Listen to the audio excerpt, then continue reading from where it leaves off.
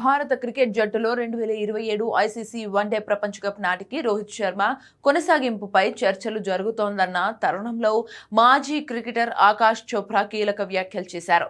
Rohit fit గా ఉండి పరుగులు చేస్తుంటే వన్డే క్రికెట్ లో అతనికి ప్రత్యామ్నాయమే లేదని ఆయన స్పష్టం చేశారు. ఇటీవల లార్డ్స్ వేదికగా ఇంగ్లాండ్ తో జరిగిన మూడో వన్డేలో రోహిత్ శర్మ 110 బంతుల్లో 138 పరుగులతో అద్భుత ఇన్నింగ్స్ ఆడి తన క్లాస్ ను నిరూపించుకున్నాడు.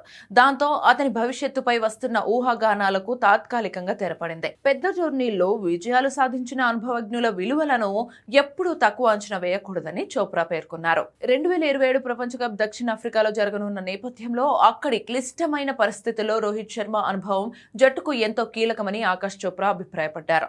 ప్రస్తుతం రోహిత్, శుభ్మన్ గిల్ ఓపెనింగ్ జోడీ అత్యంత విజయవంతంగా రాణిస్తోందని, బాగా నడుస్తున్న ఈ కాంబినేషన్ ను కేవలం కొత్త ప్రయోగాల కోసం మార్చాల్సిన అవసరం లేదని ఆయన సూచించారు. ఒత్తిడిని తట్టుకుని నిలబడితే సత్తా ఉన్న రోహిత్ శర్మ అందుబాటులో ఉన్నంతకాలం అతడే ప్రధాన ఓపెనర్ గా కొనసాగాలని, ప్రపంచ కప్ లక్ష్యంగా భారత జట్టు ఈ దిశగానే అడుగులు వేయాలని చోప్రా బలంగా సమర్థించారు.